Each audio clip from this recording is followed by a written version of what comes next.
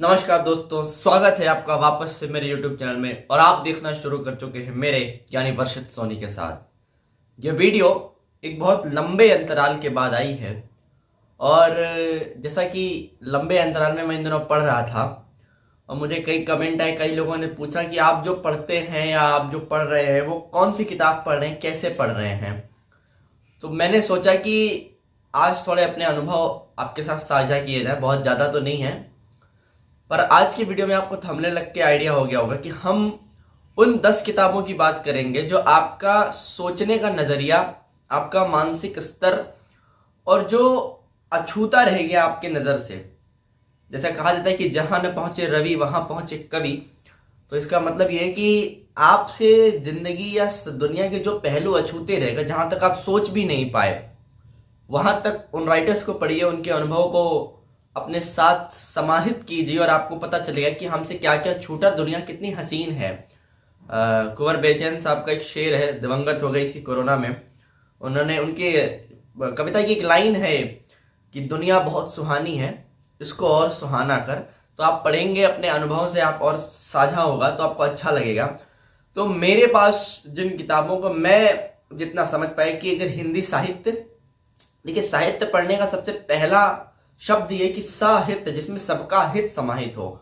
और सबके हित में समाहित कैसे हो सकता है कि जो पाठक रहे उसको पढ़ने के बाद वो ना रहे कि कुछ और हो जाए।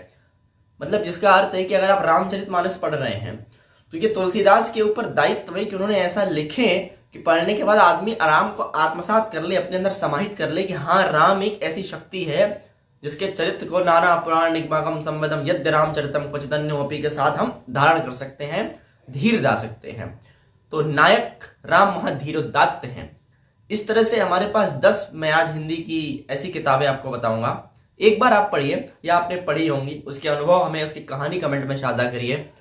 और इनको पढ़ने के बाद मैंने इस तरह से इनको अरेंज किया है, मेरी जितनी समझ है, स्त्री विमर्श, दलित विमर्श, किसान और शब्द और अर्थ और भाषा के आधार पर थोड़ी सहज हो, तत्समी भाषाएं जो थोड़ी कठिन हो, आर्यावर्त के विक्षुब्ध देश में इस तरह की भाषा। और दूसरी बात, हर विचारधारा, चाहे वो सिगमंड फ्राइड की विचारधारा हो, चाहे कार्ल मार्क्सवाद की विचारधारा हो, मुक्त विचारधारा हो, या फिर आधुनिक हिंदी कविता हो, इससे आपको भारत को देखने का नजरिया, विभिन्न प्रकार के दर्शन आप देख पाएंगे।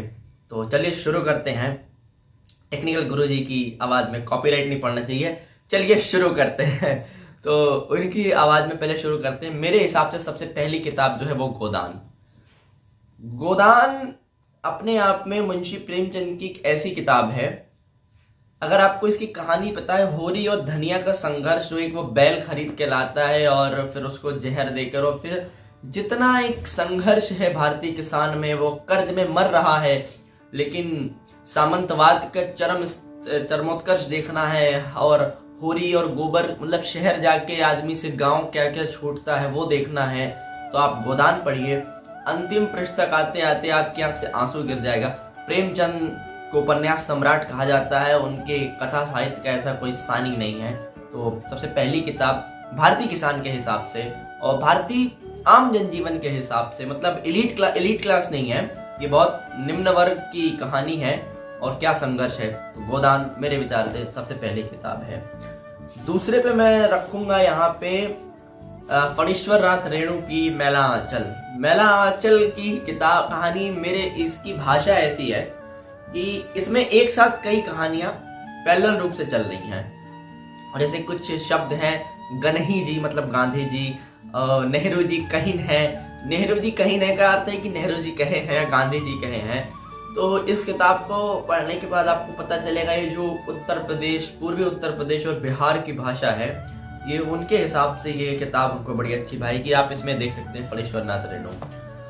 आधुनिक हिंदी में मन्नू भंडारी महाभोज, इस किताब में राजनीतिक आपको उठा पटक के बीच कैसे एक निर्दोष आदमी की हत्या होती है, आप मन्नू भंडारी को देख सकते हैं। ये बहुत अच्छी पटकथा लेखक रही हैं टीवी में, फिल्मों में।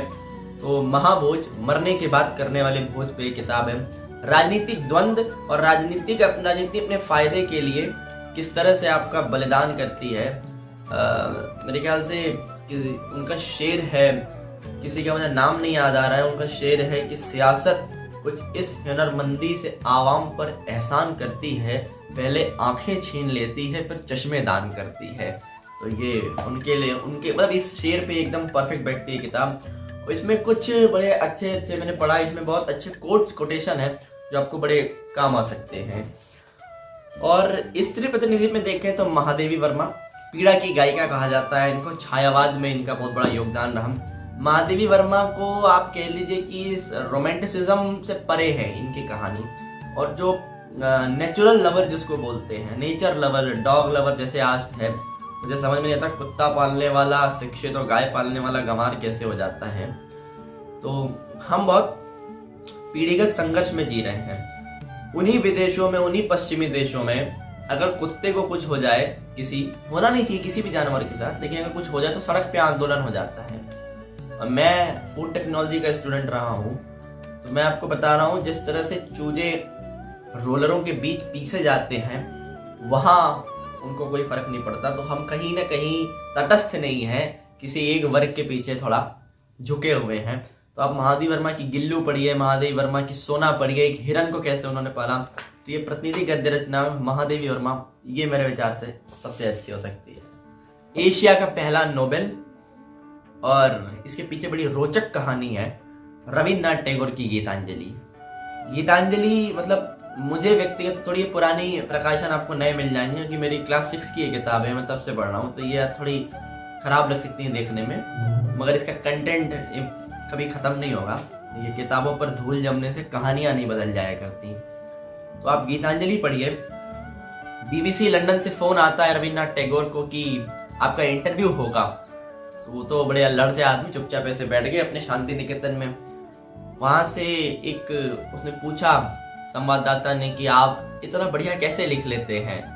तो रविन्द्रनाथ टैगोर गुरुदेव का एक बयान था जो मेरे इधर लग गया, आपको भी आपके मन से आ जाएगा, पसंद आया तो वो जो रेड वाला बटन है उसको ग्रे कर देना और बेल आइकन हिट कर देना। उन्होंने बोला कि मेरे अंदर एक विरहिणी औरत रहती है, रो देती है, मैं गा देता हूँ और गीत बन जाता है।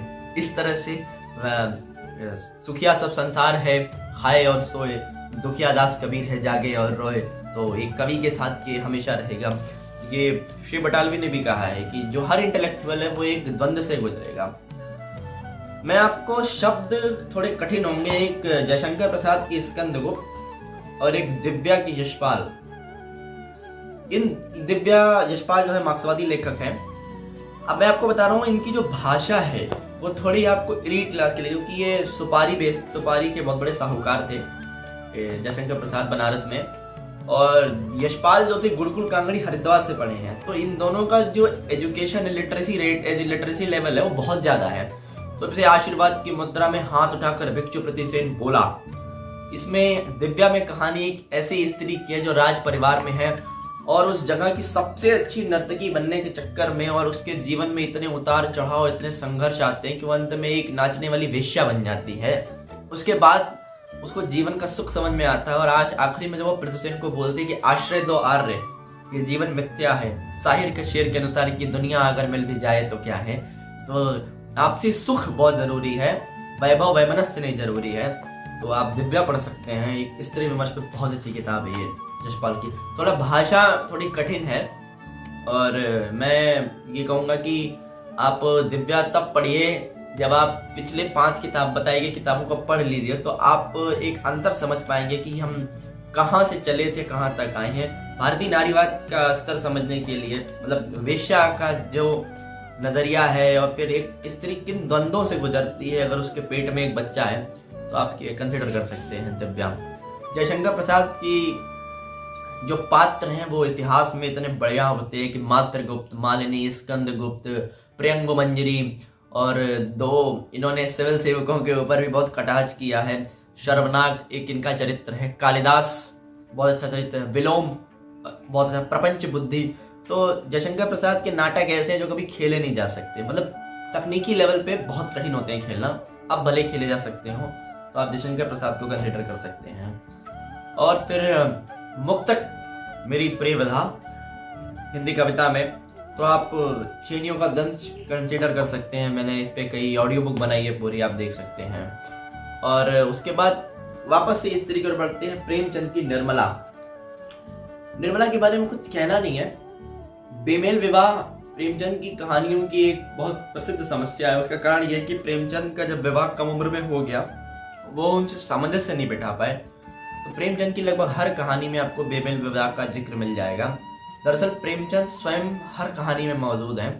देखने वाले का नजरिया और उनके पीछे का इतिहास उनको पता हो तो मेरे विचार से अगर प्रेमचंद ने 300 कहानियां लिखी हैं तो 275 कहानी में आपको प्रेमचंद पीछे टहलते हुए मिल जाएंगे। वो पर्दे के पीछे भी सही, लेकिन आपको मिल जाएंगे।